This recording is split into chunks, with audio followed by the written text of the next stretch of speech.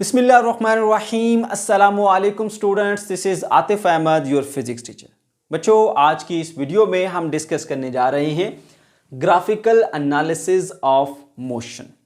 आज की इस वीडियो में आप क्या क्या सीखेंगे, सबसे पहले मैं आपको वो बता देता हूँ ताकि आप अपने आप को मेंटली प्रिपेयर कर लें उन चीज़ों को सीखने के लिए।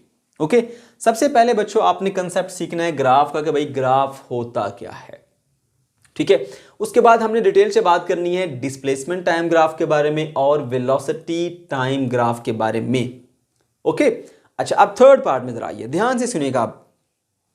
अब फिर हमने क्या करना है, हम कंसीडर करेंगे डिस्प्लेसमेंट टाइम ग्राफ को, उसकी एक एग्जांपल लेंगे और यहां पर साबित करेंगे कि भाई ये जो इंस्टेंटेनियस वेलोसिटी होती है वो एवरेज वेलोसिटी से बेहतर है।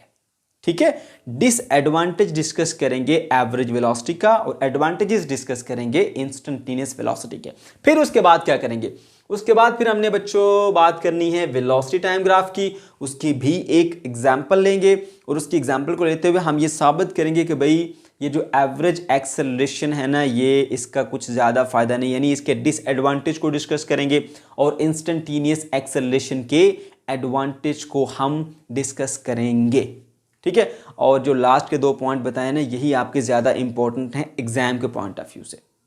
एग्जाम के पॉइंट ऑफ व्यू से आपसे पूछा जा सकता है कि भाई हम इंस्टेंटेनियस वेलोसिटी को क्यों लेते हैं, हमें क्या ज़रूरत पड़ेगी उसकी, या फिर एवरेज वेलोसिटी के क्या डिसएडवांटेजेस हैं।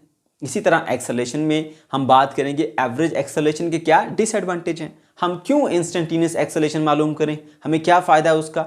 ये चीज़ें आपसे पूछी जा सकती हैं और ये कंसेप्ट आपने अच्छे तरीके से सीखने हैं, उसको हम डिटेल से बात करेंगे एग्जाम्पल्स के थ्रू। ओके, तो चलिए जी स्टार्ट करते हैं और सबसे पहले हम बात करते हैं जी ग्राफ के बारे में। बच्चों, ग्राफ क्या होता है? Graph is a pictorial way of presenting information. Graph एक ऐसा तरीका है जिसमें तस्वीर बनाकर, पिक्चर बनाकर आप इंफॉर्मेशन को प्रेजेंट कर सकते हैं। ठीक है, इसमें बच्चों हम इस्तेमाल करते हैं जी एक्स वाई प्लेन का। ठीक है, एक्स वाई प्लेन का इस्तेमाल करते हुए दो फिजिकल क्वांटिटीज के दरमियान रिलेशन को हम शो कर सकते हैं। ठीक है, ग्राफ में हम क्या करते हैं, एक्स वाई प्लेन का इस्तेमाल करते हैं और दो फिजिकल क्वांटिटीज के दरमियान रिलेशन को शो कर सकते हैं। यानी एक क्वांटिटी दूसरी क्वांटिटी के लिहाज से बढ़ रही है, नहीं बढ़ रही, अगर बढ़ रही है तो कैसे बढ़ रही है, क्या एक जैसा बढ़ रही है या उसमें चेंजिंग आ रही है, ये सब इंफॉर्मेशन हम शो कर सकते हैं with the help of graph. ठीक है, तो बात समझ आ गई ग्राफ क्या होता है। ये एक pictorial way of presenting information है, तस्वीर के जरिए इंफॉर्मेशन शो करते हैं। इस्तेमाल किस चीज़ का करते हैं, एक्स वाई प्लेन का इस्तेमाल करते हैं। और होता क्या है, इसमें दो फिजिकल क्वांटिटीज के दरमियान में रिलेशन को शो किया जाता है। एक फिजिकल क्वांटिटी दूसरे के रिस्पेक्ट से चेंज हो रही है, नहीं हो रही है तो कैसे चेंज हो रही है, बस इतनी सी बात है। ये है कॉन्सेप्ट ग्राफ का। ओके, इसको हम यूं डिफाइन करेंगे। नोट्स बनाइए, लिखिए, हेडिंग लगाइए ग्राफ की और लिखिए graph is an effective way of showing relationship between the physical quantities by using the coordinate system. Coordinate system वही एक्स वाई एक्सिस। ठीक है, तो एक्स वाई एक्सिस बना के दो क्वांटिटीज के दरमियान रिलेशन को आप शो कर सकते हैं। अच्छा बच्चों, उसके बाद हमने यहाँ पे जो ग्राफ डिस्कस करने हैं वो दो ग्राफ हैं। एक आता है आपके पास डिस्प्लेसमेंट टाइम ग्राफ और दूसरा आता है आपका वेलोसिटी टाइम ग्राफ। इस पेज के ऊपर हम बात करेंगे डिस्प्लेसमेंट टाइम ग्राफ की, फिर इसको रेज करके नए पेज पर आएंगे तो फिर हम बात करेंगे वेलोसिटी टाइम ग्राफ की।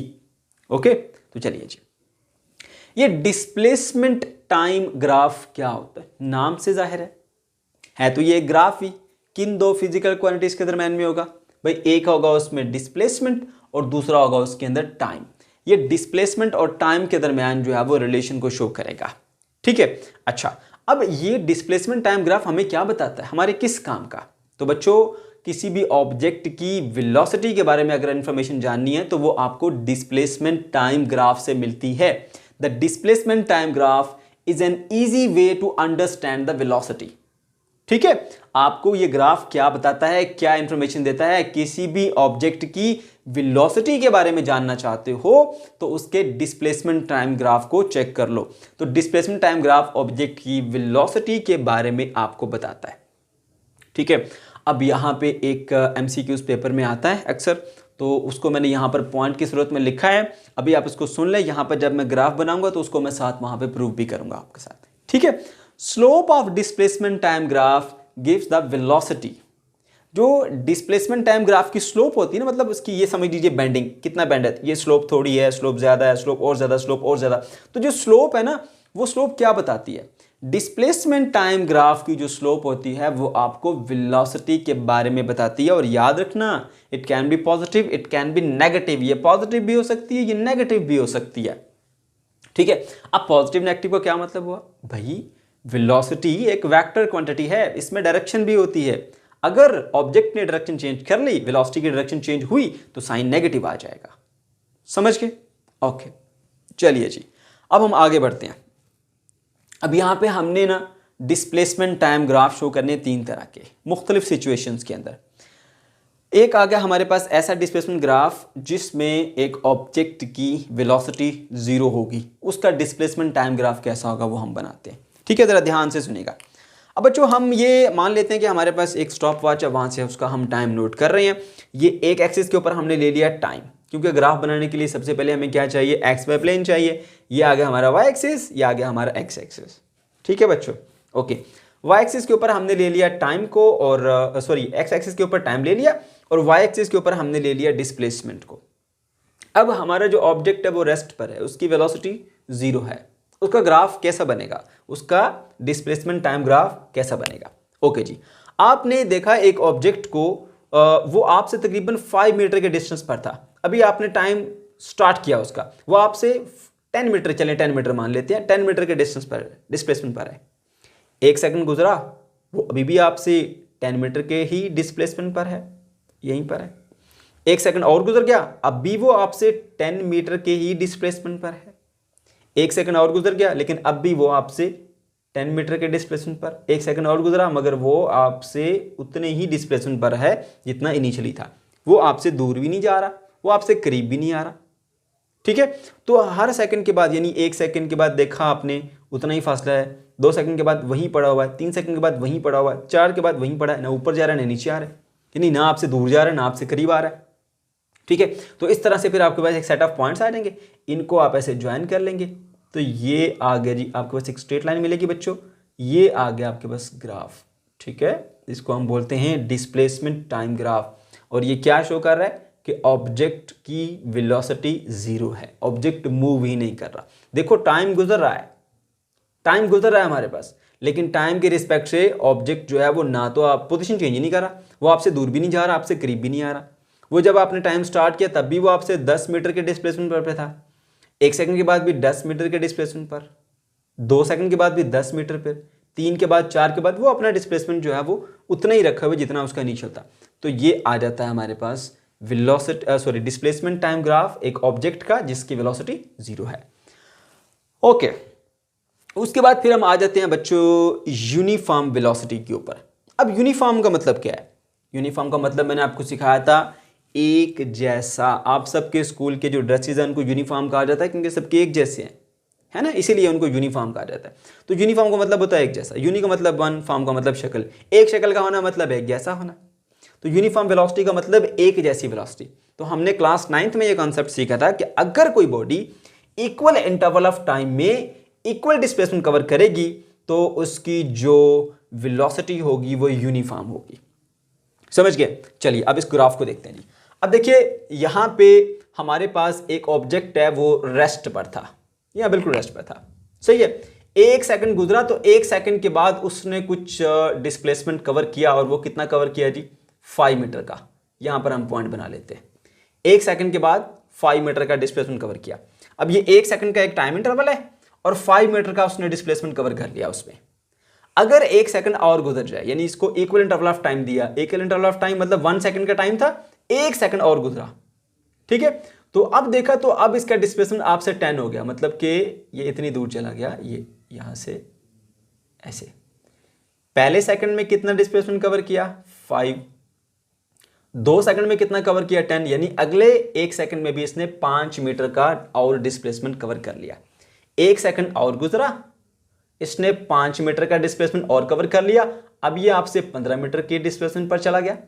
यहां पर 1 सेकंड और गुजरा और 1 सेकंड के और गुजरते ही उसने 5 मीटर का डिस्प्लेसमेंट और कवर कर लिया और वो आपसे 20 मीटर के डिस्प्लेसमेंट पर चला गया। अब देख लो, ये इक्वल इंटरवल ऑफ टाइम है, 1 सेकेंड 1 सेकेंड 1 सेकेंड 1 सेकेंड, और उसमें बॉडी जो है वो इक्वली डिस्प्लेस हो रही है। पहले सेकंड में भी 5 मीटर डिस्प्लेस हुई, अगले सेकंड में भी 5 मीटर डिस्प्लेस हुई, अगले सेकंड में भी 5 मीटर, उससे अगले सेकंड में भी 5 मीटर, यानी एक एक सेकंड के हमारे पास ये गैप आ गए, यानी इक्वल इंटरवल ऑफ टाइम आ गए, और उसमें बॉडी जो है वो इक्वली डिस्प्लेस हो रही है, 5 मीटर 5 मीटर 5 मीटर 5 मीटर। तो इस तरह से आपको बस इनके पॉइंट्स आ जाएंगे, इन सब पॉइंट्स को आप ऐसे ज्वाइन कर लेंगे ऐसे, ठीक है। ये कुछ इस तरह से एक स्ट्रेट लाइन बन जाएगी आपके पास ऐसे, ठीक है। तो ये आ गया हमारे पास ग्राफ एक ऑब्जेक्ट का जिसकी यूनिफॉर्म वेलोसिटी है। इसको हम डिस्प्लेसमेंट टाइम ग्राफ कहते हैं। ये हमारे पास वर्टिकल डिस्प्लेसमेंट है और हॉरिजॉन्टल में हमारे पास टाइम है, ठीक है। तो अगर कोई ऑब्जेक्ट जो है वो यूनिफॉर्म वेलोसिटी से मूव करता है तो उसका ग्राफ आपके पास इस तरह से आएगा। अच्छा, अब ये जो ऑब्जेक्ट था ना, ये आपसे दूर जा रहा था। जरूरी नहीं है कि आपसे ऑब्जेक्ट दूर ही जाए, वो आपसे करीब भी आ सकता है। तो एक और यूनिफॉर्म वेलोसिटी का ग्राफ आपका यहां पर होगा, देखिए जरा। अब यहां पे देखिए हमारे पास जो है वो ये आ गया एक्स एक्सिस जिस पर हमने टाइम लिया है, और ये वाई एक्सिस जिसके ऊपर हमने लिया हुआ डिस्प्लेसमेंट। फर्स्ट कर लें कि इनिशियली ऑब्जेक्ट पहले से आपसे दूर है, वो तकरीबन इतने फासले पर पड़ा हुआ है। 1 सेकंड गुजरा तो वो आपसे दूर जाने की बजाय वो आपसे करीब आ जाता है। अब आपका जो फासला उससे रह गया वो 5 मीटर का रह गया, यानी यहां पर एक पॉइंट मिलेगा, ठीक है। अच्छा, फिर 1 सेकंड और गुजरा तो वो बिल्कुल आपसे करीब आ गया, यहां पर आ गया, ठीक है। वो आपकी तरफ आ रहा है, इस तरफ आ रहा है, इधर।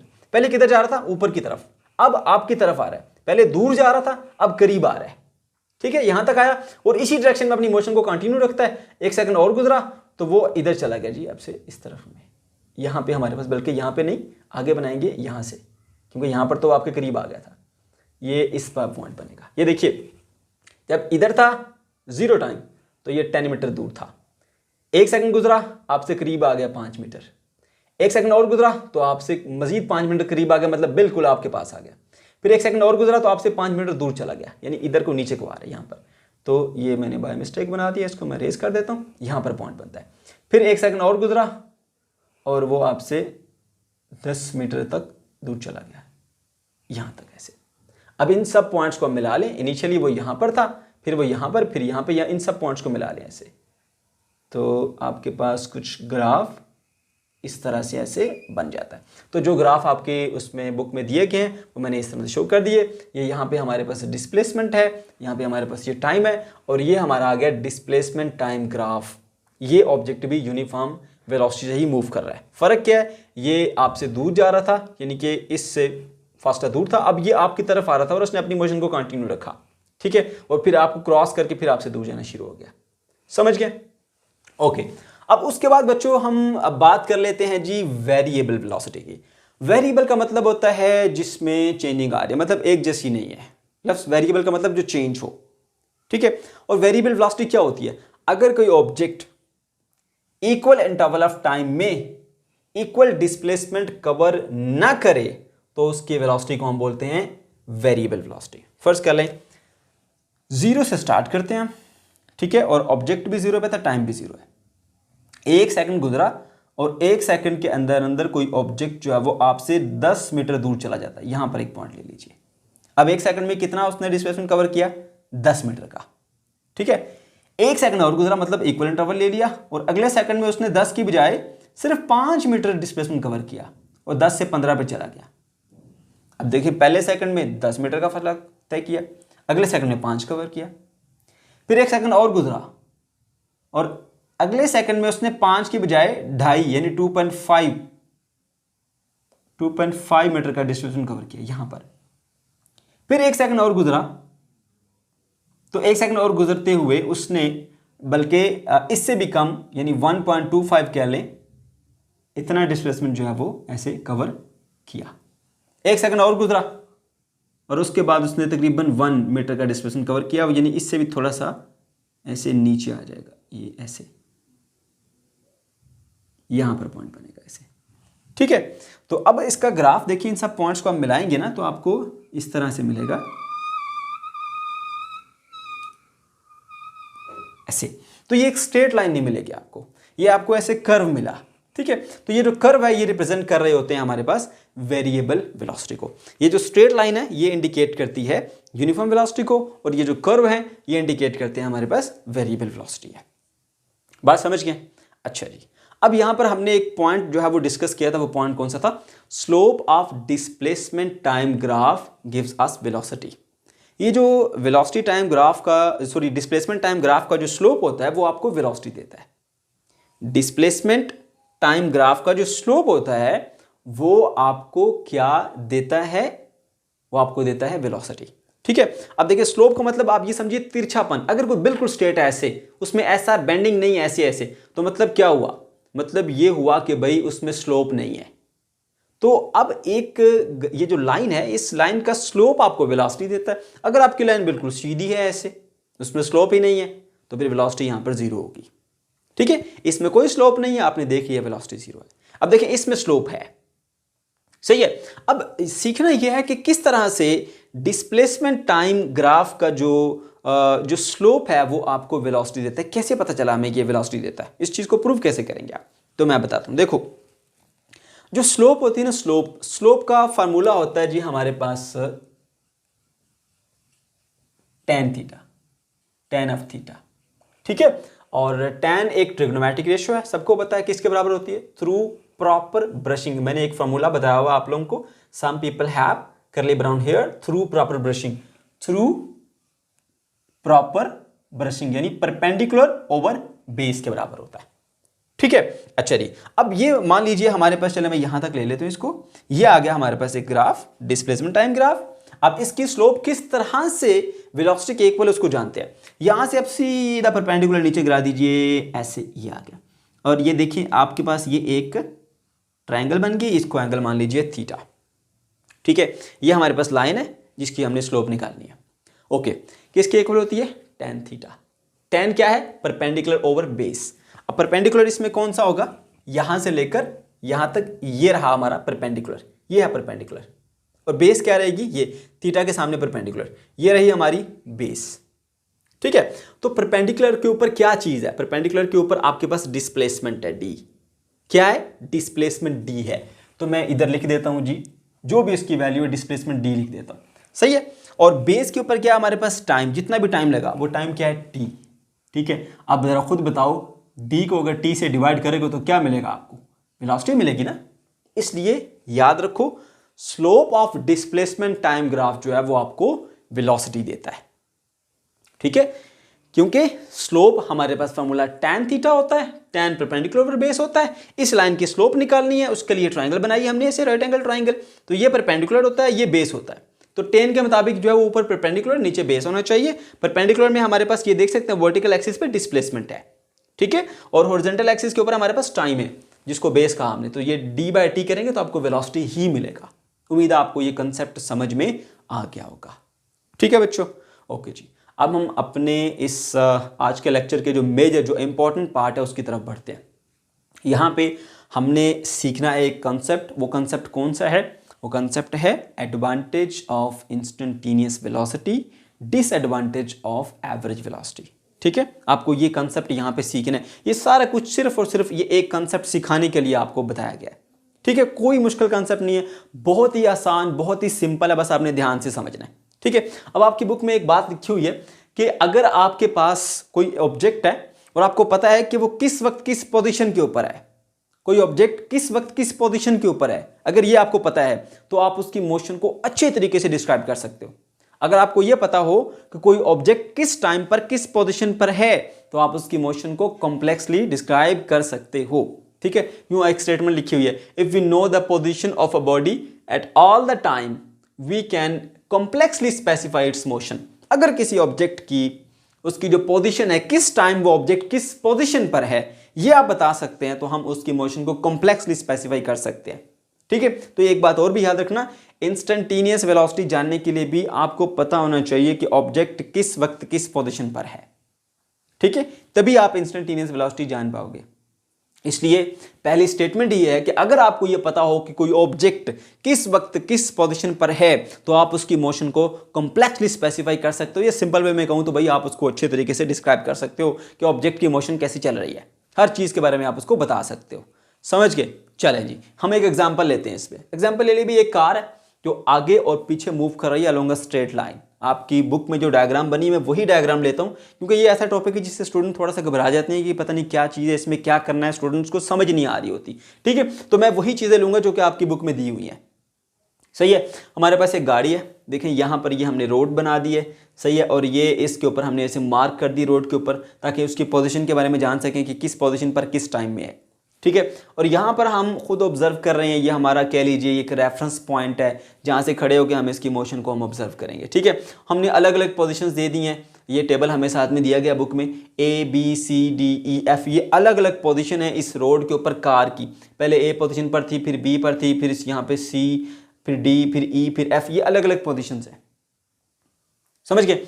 अच्छा जी, और अलग अलग पोजीशन किस किस टाइम पर ये किस पोजीशन पर थी वो भी हमें टाइम बताया गया कि भाई जब आपकी स्टॉप वॉच के ऊपर 10 सेकंड शो हो रहे थे तो ये इस रेफरेंस पॉइंट से 30 मीटर के डिस्प्लेसमेंट पर थी। ठीक है, और 20 सेकंड के बाद 52 मीटर दूर चली गई, फिर 30 सेकंड के बाद 38 मीटर पर आ गई, 40 सेकंड के बाद 0 पे, मतलब बिल्कुल आपके पास आ गई। ठीक है, और 50 सेकंड के बाद आपसे दूर चलेगी और अपोजिट डायरेक्शन में -37, और 60 पे -53 पर चलेगी।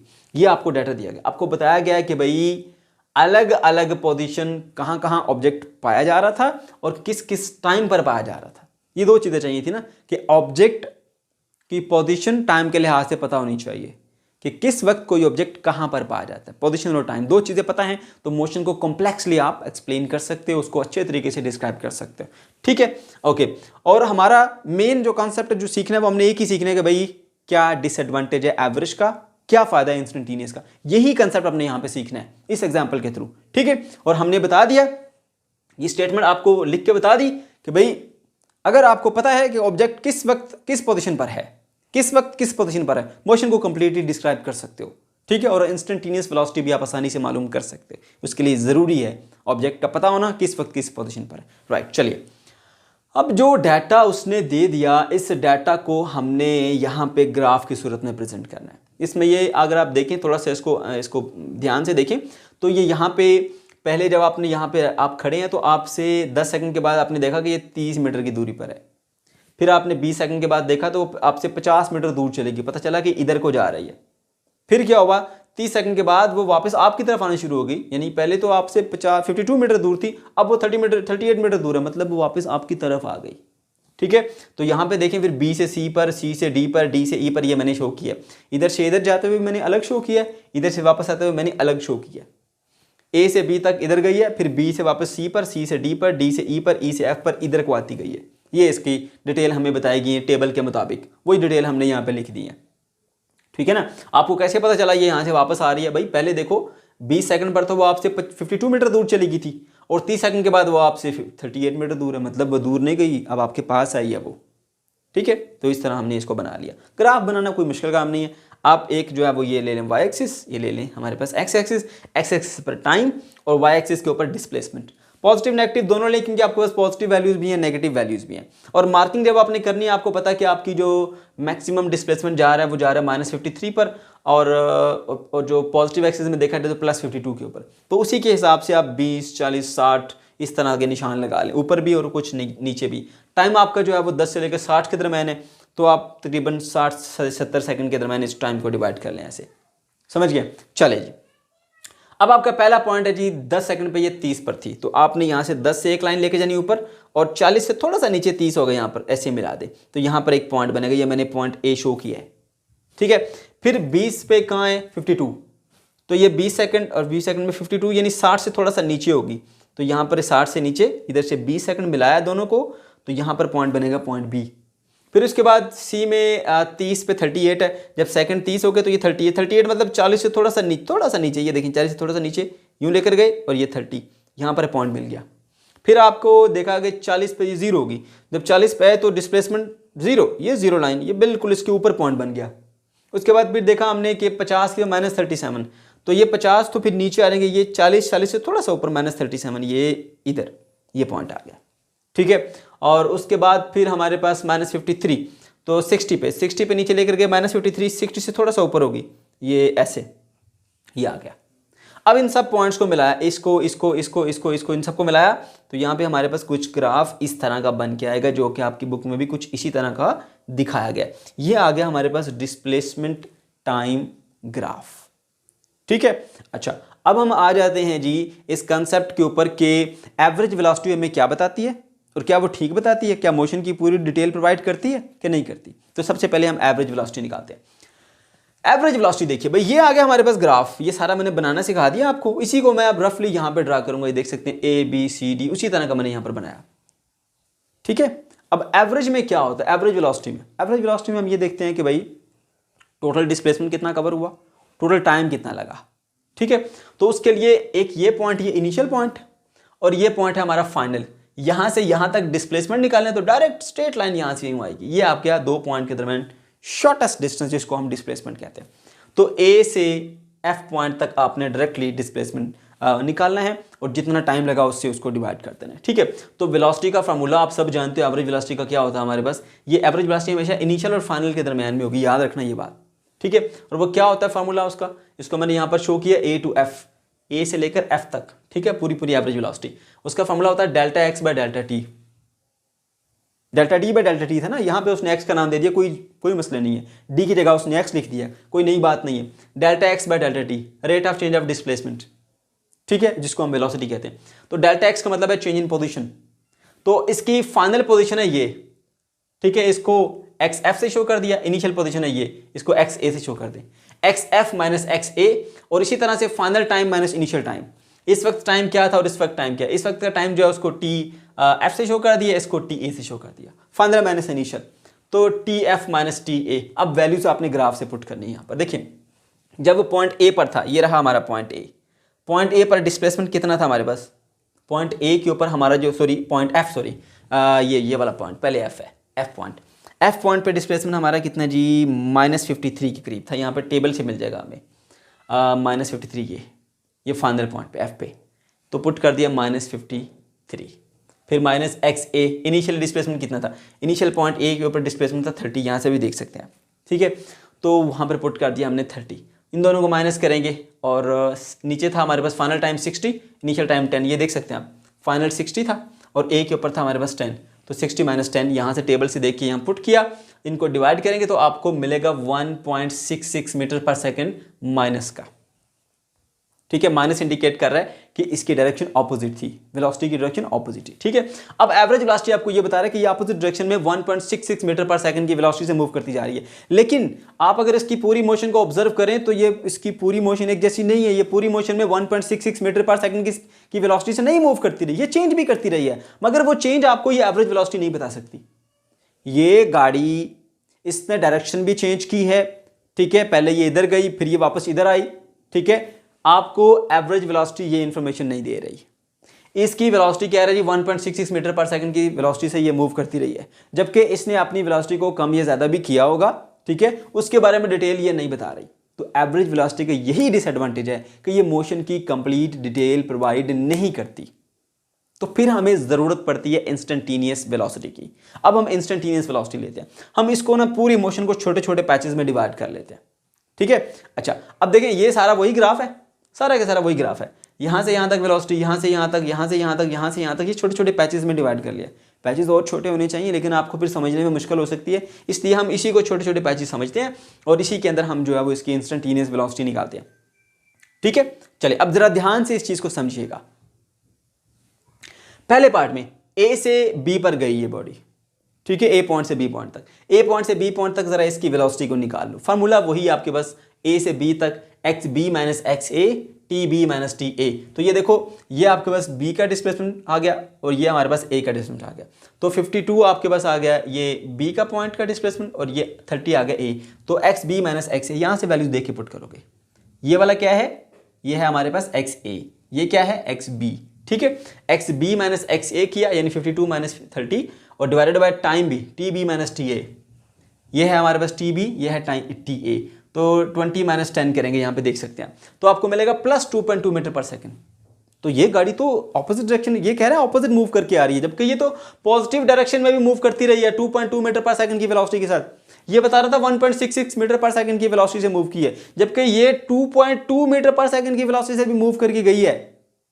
2.2 मीटर पर सेकंड की वेलोसिटी से मूव करके गई है, और वो भी पॉजिटिव डायरेक्शन के अंदर, वो भी पॉजिटिव डायरेक्शन के अंदर, जबकि ये इंफॉर्मेशन आपको इसने एवरेज ने नहीं बताई। ठीक है, अच्छा, फिर उसके बाद आगे चलें। इसकी मोशन जो है वो यहां से बी से सी तक ऑब्जर्व करें। सेम वही फार्मूला क्या होगा, velocity from point B to C, x C minus x B कर देंगे, final minus initial, final time minus initial time, तो वो हो जाएगा। आप देख सकते हैं हमारे पास सी की वैल्यू क्या है, सी की वैल्यू 38 है और बी की वैल्यू 52 है, तो इसको आप वैल्यूज पुट करेंगे। इसी तरह टाइम जो है वो हमारे पास टी सी 30 है और टी बी 20 है, माइनस करके इसको कैलकुलेट करेंगे, माइनस 1.4 मीटर पर सेकेंड इसकी ये वेलोसिटी आएगी। ठीक है, अब ये इंडिकेट करेगा पहले ये पॉजिटिव डायरेक्शन में जा रही थी, अब ये नेगेटिव में। यहां से पता चला कि भाई इसने तो डायरेक्शन भी चेंज की है, इसने नहीं बताया था हमें, इसने हमें नहीं बताया। इससे पता चला कि पहली बार वेलोसिटी पॉजिटिव आई, दूसरी बार नेगेटिव आई, इसने तो डायरेक्शन भी चेंज की है। तो ये कंप्लीट इंफॉर्मेशन आपकी एवरेज वेलोसिटी नहीं बता पाई, जो कि आपको इंस्टेंटेनियस बता रही है। और इसने कहा था इसकी वेलोसिटी जो है वो 1.66 मीटर पर सेकंड रही, जबकि इससे कम भी हुई है, -1.4 भी हुई है। समझ गए? इसी तरह से फिर हमने जो है वो सी से डी तक किया, सी से डी तक हमने वेलोसिटी बिल्कुल सेम पैटर्न पे फाइनल माइनस इनिशियल किया, final time minus initial time calculate किया, तो -3.8 मीटर पर सेकंड आई। ठीक है, वो तो बहुत बढ़ गई, ये तो -1.66 बता रहा था, जबकि ये तो -3.8 मीटर पर सेकंड से मूव करती रही है। इसने ये नहीं बताया। फिर आप यहां पे देखो डी से ई तक, डी से ई तक हमने इसकी final displacement minus initial displacement निकाला, -3.7 मीटर पर सेकंड की वेलोसिटी से मूव करती रही है, इसने नहीं बताया। फिर देखो यहां पे जो फाइनली ई से एफ तक हम देखा, ई से एफ तक इसकी वेलोसिटी -1.6 मीटर पर सेकंड रही है। तो देखो आपको इसने पूरी की पूरी जो है वो डिटेल बता दी मोशन की, किसने, इंस्टेंटेनियस वेलोसिटी ने, जो कि आपको एवरेज नहीं बता पा रही थी। एवरेज ने नहीं बताया कि इसने डायरेक्शन चेंज की, एवरेज ने नहीं बताया कि इसने अपनी वेलोसिटी को कम या ज्यादा किया। एवरेज ने एक ही बात की, भाई यहां से यहां तक ना ये 1.66 मीटर पर सेकंड की वेलोसिटी में के साथ अपोजिट डायरेक्शन के अंदर मूव कर रहा था। सही है, जबकि एवरेज ने बताया नहीं, पहले ये पॉजिटिव डायरेक्शन में जा रहा था, फिर ये नेगेटिव में आया। पहले इसकी वेलोसिटी 2.2 मीटर पर सेकंड थी, फिर इसकी वेलोसिटी -1.4 हुई, फिर इसकी वेलोसिटी -3.8 हो गई, फिर इसकी वेलोसिटी 3.7 थोड़ी कम हुई, फिर और कम हुई -1.6 मीटर पर सेकंड। तो ये कोई भी डिटेल आपको इस एवरेज ने नहीं बताई थी। बच्चों यही आपका बेसिक कॉन्सेप्ट है जो आपने यहाँ पे सीखना था। अब कुछ रिजल्ट्स वगैरह हैं, मैं आपको पढ़ के बता देता हूँ। इन्हीं की जो बातें आपको समझाई हैं वही बातें आपको यहाँ पर लिखनी भी हैं। रिजल्ट्स में क्या लिखेंगे, average velocity will not give us the complete description of the motion as car was not moving with the same velocity all the time. Car एक ही वेलोसिटी से पूरी मोशन नहीं करती रही, लेकिन आपको एवरेज वेलोसिटी ने इसकी कंप्लीट डिटेल प्रोवाइड नहीं की। ये मैंने लिखा है, average velocity will not give us the complete description of motion. Motion की कंप्लीट डिस्क्रिप्शन इसने नहीं दी। ठीक है, as the car was not moving with the same velocity. Car तो एक जैसी वेलोसिटी से मूव नहीं कर रही थी, मगर इसने कहा भाई ये पूरे रास्ते 1.66 मीटर पर सेकंड की वेलोसिटी से मूव करती रही है, तो इसने डिटेल हमें नहीं बताई। ओके, अच्छा, उसके बाद दूसरा point, to describe the motion exactly. अगर आप चाहते हो कि मोशन को एग्जैक्टली डिस्क्राइब करो, कब गाड़ी तेज हुई, कब गाड़ी स्लो हुई, कब उसने डायरेक्शन चेंज की, कब वो किधर जा रही थी, तो फिर आपको क्या करना पड़ेगा, इंस्टेंटेनियस वेलोसिटी का सहारा लेना पड़ेगा। ठीक है, to describe the motion exactly we need to know the car velocity at every instant of time. हमें हर इंस्टेंट पे उसकी वेलोसिटी जानने की जरूरत है। यानी सीधा सीधा कहा कि इंस्टेंटेनियस वेलोसिटी जानने की जरूरत है। इंस्टेंटेनियस वेलोसिटी क्या होती है, किसी भी इंस्टेंट पे आप ऑब्जेक्ट की वेलोसिटी चेक करते हो। तो मोशन की कंप्लीट डिटेल जानने के लिए we need to know instantaneous velocity. हर एक इंस्टेंट पे क्या क्या वेलोसिटी थी, ये सब जानने की जरूरत है। Instantaneous velocity can be obtained by taking the time interval smaller. हम क्या करते हैं, पूरे टाइम लेने की बजाय छोटे छोटे टाइम इंटरवल ले लेते हैं, और टाइम इंटरवल को हमने इतना शॉर्ट रखना है कि वो जीरो के इक्वल तो ना हो, बट जीरो के करीब करीब वो जीरो को अप्रोच करे। ठीक है, अब आप देख सकते हैं अपनी मोशन की मुनासिबत से कि क्या आपने जो है वो उसका टाइम इंटरवल रखना है, लेकिन आपके पास ज़्यादा अच्छे रिजल्ट्स आते हैं अगर आप जो है वो डेल्टा टी जो टाइम है, टाइम इंटरवल, उसको बहुत शार्ट रखते हैं, और अगर वो अप्रोचेज टू जीरो होता है तो फिर आपको ज़्यादा बेहतर रिजल्ट्स मिलते हैं। ठीक है, तो बच्चों इस सारे मोशन के अंदर हमने क्या सीखा, पहली बात हमने सीखा डिस्प्लेसमेंट टाइम ग्राफ होता क्या है, उसके डिटेल हमने सीखी, कुछ ये ग्राफ भी बनाया आपको ये सिखाए, और उसके बाद आपको मैंने एक एग्जांपल लेके ये कंसेप्ट सिखाया कि किस तरह से आपके पास एवरेज वेलोसिटी जो है वो इतने एडवांटेज वाली नहीं है जितनी कि इंस्टेंटेनियस वेलोसिटी, यानी ज़्यादा एडवांटेजियस कौन सी है, इंस्टेंटेनियस वेलोसिटी है। वजह क्या है भाई, मोशन की ज़्यादा डिटेल प्रोवाइड करती है। एक ही बात है, बार बार आपको बता रहा हूँ, ठीक है, इसको भूलना नहीं है, आपने अच्छे तरीके से याद रखना है। ये हमारा आज का कॉन्सेप्ट था। उसके बाद हम बढ़ेंगे जी सेकंड कॉन्सेप्ट की तरफ, और वो है वेलोसिटी टाइम ग्राफ। अब हमने एक और एग्जांपल लेनी है, वहाँ पे हम वेलोसिटी टाइम ग्राफ के साथ आएंगे और वहाँ पे भी सीखेंगे कि भाई किस तरह से जो आपके पास एवरेज एक्सेलरेशन है वो इतना एडवांटेजियस नहीं है जितना कि इंस्टेंटेनियस एक्सेलरेशन है। ओके, चलिए वेलोसिटी टाइम ग्राफ। अब बच्चों वेलोसिटी टाइम ग्राफ क्या होता है और हमें ये क्या इन्फॉर्मेशन प्रोवाइड करता है, पहले ज़रा इसको जान लीजिए। इसके नाम से जाहिर है ये एक मूविंग ऑब्जेक्ट की वेलोसिटी और टाइम के दरमियान में रिलेशन है। ओके, और याद रहे वेलोसिटी टाइम ग्राफ एक मूविंग ऑब्जेक्ट के एक्सेलरेशन के बारे में इंफॉर्मेशन प्रोवाइड करता है। इस पॉइंट को आप लिख सकते हैं नोट्स में। The velocity time graph is an easy way to understand acceleration of the moving body. Okay, अच्छा, अब एक और एमसीक्यू यहां से भी पूछा जाता है, जैसे मैंने आपको इससे पिछले पार्ट में बताया था कि जो डिस्प्लेसमेंट टाइम ग्राफ होता है, डिस्प्लेसमेंट टाइम ग्राफ का स्लोप आपको क्या देता है, तो उसका आंसर था velocity.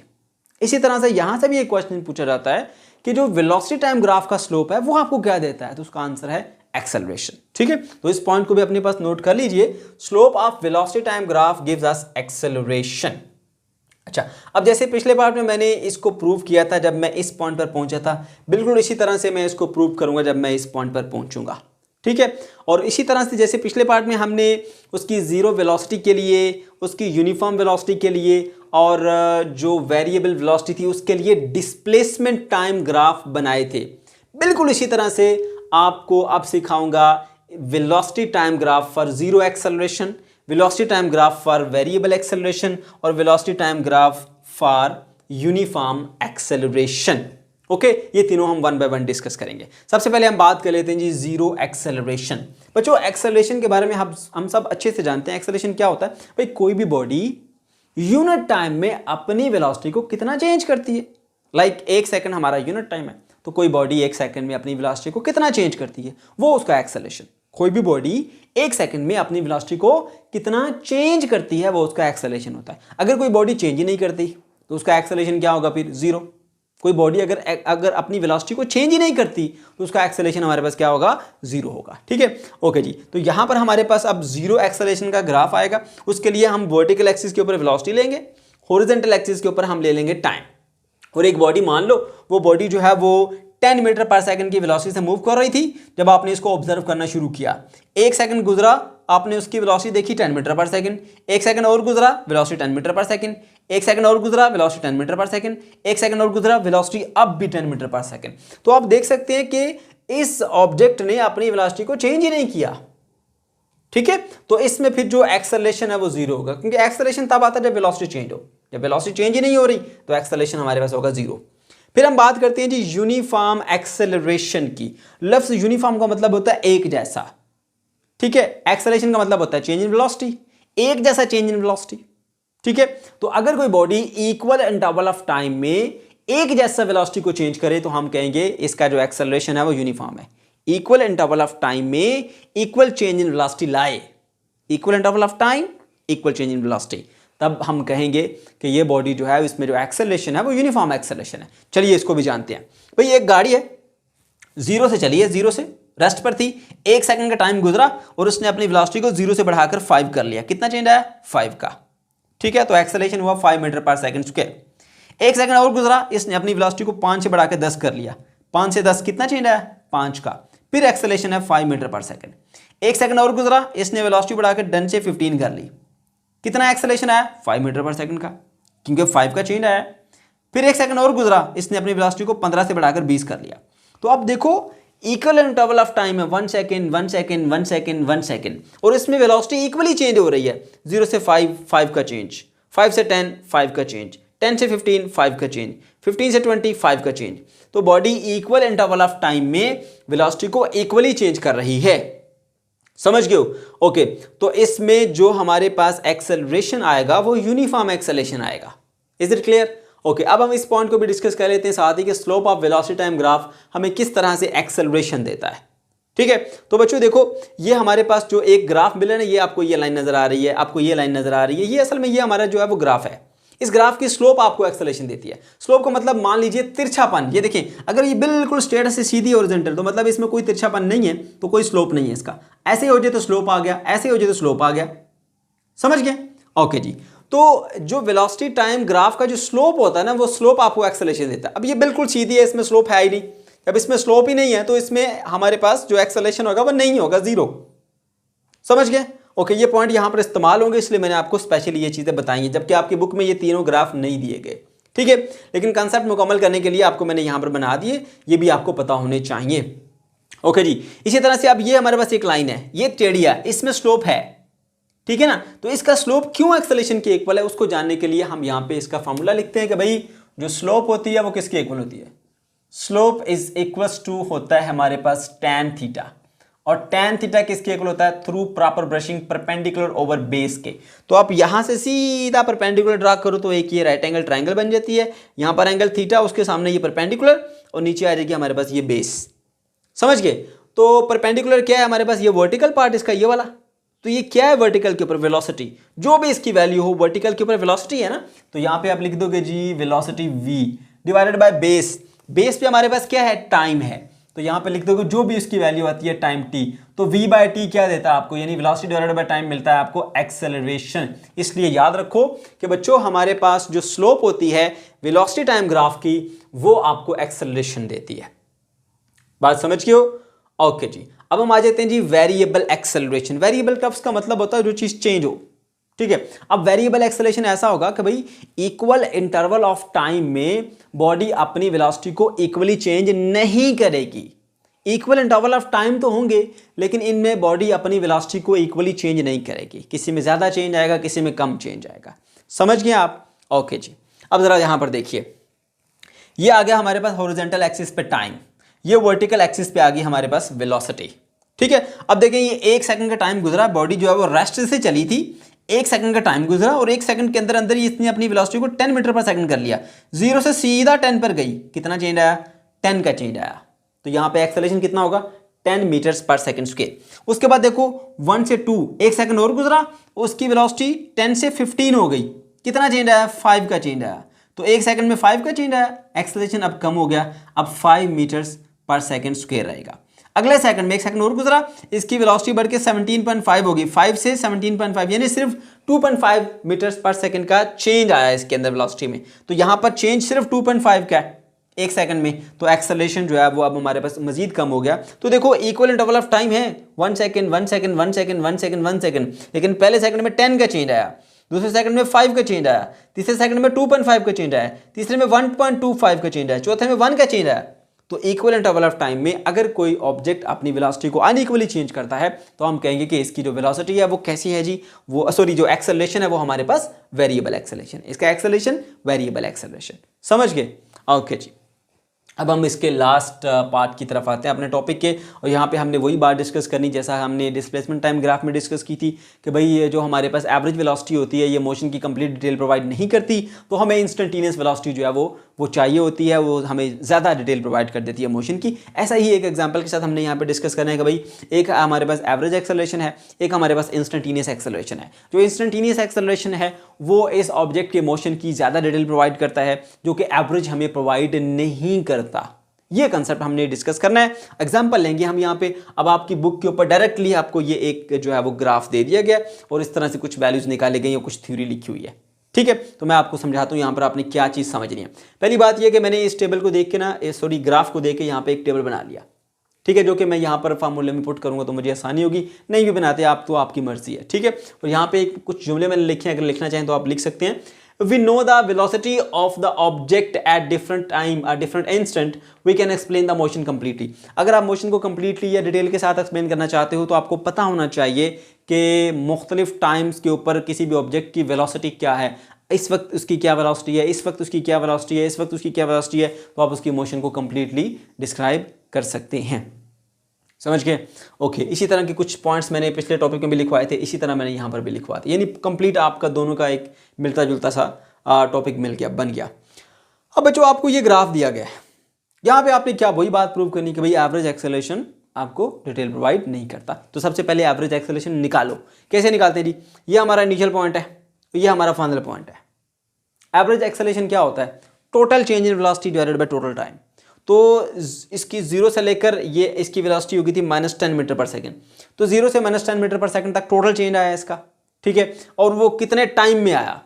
Total change in velocity divided by total time करेंगे तो आपको एवरेज एक्सेलरेशन मिलता है। तो उसके लिए क्या निकालना पड़ेगा जी? फार्मूला हमारे पास एवरेज एक्सेलरेशन, और वही एक्सेलरेशन हमारा असल में ए से लेकर जी तक है। जो एक ग्राफ आएगा यूँ इस तरह से, उसकी जो स्लोप होगी वही हमारे पास एवरेज एक्सेलरेशन होगा, ठीक है ना। तो क्या फार्मूला है? Delta V by delta T. Acceleration का फार्मूला हमें सबको पता होना चाहिए। डेल्टा वी मतलब change in velocity, delta T मतलब चेंज इन टाइम। तो डेल्टा वी का मतलब final velocity minus initial velocity. अब ये फाइनल पॉइंट है, ये इनिशियल पॉइंट है। फाइनल वेलोसिटी क्या होगी? V G. इनिशियल वेलोसिटी क्या होगी? V A. तो V G minus we A. इसी तरह फाइनल टाइम हमारे पास ये 60 सेकंड और इनिशियल टाइम हमारे पास 0 सेकंड। तो फाइनल माइनस इनिशियल कर दिए, यहाँ पर वैल्यूज पुट करें और इसका एक्सेलरेशन निकालें तो आपको आंसर मिलेगा -1.6 मीटर पर सेकंड स्क्वायर, जो कि ये बता रहा है कि भाई यहाँ पॉइंट ए से लेकर पॉइंट जी तक आते हुए ये कोई भी गाड़ी या कोई भी जो ऑब्जेक्ट है वो कंटिन्यूसली डी एक्सेलरेट हुआ है। इसने अपनी वेलोसिटी को कम किया, कम करता हुआ आ रहा है। यानी हर सेकंड के बाद 0.1 मीटर पर सेकंड अपनी वेलोसिटी को वो चेंज कर रहा है, ठीक है। तो एक्सेलरेशन है -0.16 मीटर्स पर सेकंड स्क्वायर। अब जानते हैं कि क्या वाकई ऐसा हुआ है कि इसकी जो मोशन के दौरान जो है वो एक्सेलरेशन में कुछ चेंजिंग भी आई है। तो फिर हमने क्या किया? इस सारे को ना छोटे छोटे पार्ट्स में स्प्लिट किया। यहाँ से यहाँ तक ए बी पार्ट, फिर बी सी, फिर सी डी, फिर डी ई, फिर ई एफ और फिर एफ जी। समझ गए? चलो जी, अब हम इसको डिस्कस करते हैं। तो देखो, हमने सबसे पहले इसकी इंस्टेंटेनियस एक्सेलरेशन निकाली ए से बी तक। इंस्टेंटेनियस एक्सेलरेशन की हेडिंग लगाइए ए से बी तक। और क्या होता है उसके लिए? ये हमारा इनिशियल पॉइंट, ये हमारा final point. Final velocity minus initial velocity, final time minus initial time करेंगे, ठीक है। तो v B minus we A, t B minus t A. Values put की तो हमें एक्सेलरेशन मिला 2 मीटर्स पर सेकंड स्क्वायर। जबकि ये तो बता रहा है भाई ये कंटिन्यूसली इसकी जो वेलोसिटी है वो डिक्रीज होती जा रही है क्योंकि नेगेटिव एक्सेलरेशन है। जबकि यहाँ पे तो पता चला भाई इसने तो वेलोसिटी बढ़ाई भी है, 2 मीटर पर सेकंड की वेलोसिटी से ही अपनी बढ़ा रहा था वेलोसिटी यहाँ से यहाँ तक जाते हुए। तो ये डिटेल आपको इस एवरेज ने नहीं बताई कि इसने अपनी वेलोसिटी को बढ़ाया भी था। समझ गए? एवरेज के मुताबिक ये वेलोसिटी सिर्फ कम होती रही है, जबकि इंस्टेंटेनियस ने बता दिया आपको कि शुरू में इसने अपनी वेलोसिटी को बढ़ाया था। अच्छा, फिर उसके बाद ये बी से लेकर सी तक देखो आपको स्ट्रेट लाइन मिली। मैंने सिखाया था कि अगर स्ट्रेट लाइन मिलती है उसका स्लोप नहीं होता तो वहाँ पर एक्सेलरेशन 0 होता है। वैसे भी बता सकते हो, लेकिन यहाँ पे कैलकुलेट करके बताओ उसको बी से सी तक। ये पॉइंट बी से पॉइंट सी तक एक्सेलरेशन निकालो। ये इस पॉइंट पे वेलोसिटी वी सी, इस पॉइंट पे वेलोसिटी वी बी। तो V C minus V B करो, T C minus T B करो। यहाँ पर टाइम, यहाँ पे टाइम नोट करके यहाँ वैल्यूज पुट करो। मैंने इसी ग्राफ से देख के ये टेबल बना के रखा हुआ है। आप इस टेबल से वैल्यूज डायरेक्टली वहाँ पुट कर सकते हैं, ठीक है। तो आपको एक्सेलरेशन मिला 0, क्योंकि देखो पहले भी वेलोसिटी इसकी जब 10 सेकंड थे वेलोसिटी 20 थी, 20 सेकंड के बाद भी वेलोसिटी इसकी 20 ही रही। तो यहाँ से लेकर यहाँ तक तो इसने अपनी वेलोसिटी को चेंज ही नहीं किया, उसकी वेलोसिटी तो एक जैसी रही। तो एक्सेलरेशन तो होगा ही नहीं यहाँ पर।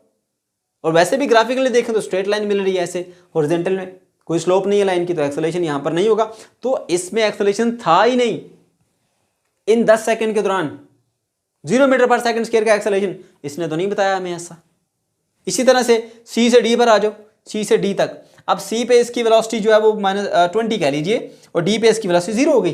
अब 20 से डी 0 पे चला गया, इसने अपनी वेलोसिटी को कम किया, माइनस में गया। और कितना कम किया? -2 मीटर पर सेकंड स्क्वायर इसका एक्सेलरेशन है, यानी 1 सेकंड में इसने अपनी वेलोसिटी को बहुत यानी 2 मीटर पर सेकंड कम किया। माइनस इंडिकेट कर रहा है वेलोसिटी डिक्रीज हुई। ये तो इसने नहीं बताया, इसने तो बोला कि हर सेकंड में 0.16 मीटर पर सेकंड चेंज हो रही है। तो इस तरह से आपने देख लिया कि ये मुख्तलिफ वैल्यूज़ ली हैं, आपने और भी ले सकते हैं। मैंने इसमें से ये वाली वैल्यू ले ली, ये वाली वैल्यू ली, ये वाली वैल्यू ली है, इसके अलावा ये वाली वैल्यू भी ली है मैंने यहाँ पे। फिर से एक्सेलरेशन यहाँ पे 0 हुआ, इस वैल्यू को मैंने यहाँ पे स्किप किया, चाहे तो वो भी आप ले सकते हैं। ये वाली मैंने फिर फाइनल एंड पे लिखी है, ठीक है। तो आपने देखा कि भाई ये कभी 2 दे रहा है, कभी 0 दे रहा है, कभी -2, कभी फिर 0, कभी फिर बीच में यहाँ पर भी कुछ वैल्यू आएगी इसकी, ठीक है। उसके बाद फिर यहाँ पे हमारे पास 0 आ जाता है। तो ये तो आपको अलग अलग इंस्टेंट के ऊपर अलग अलग वैल्यू मिल रही है।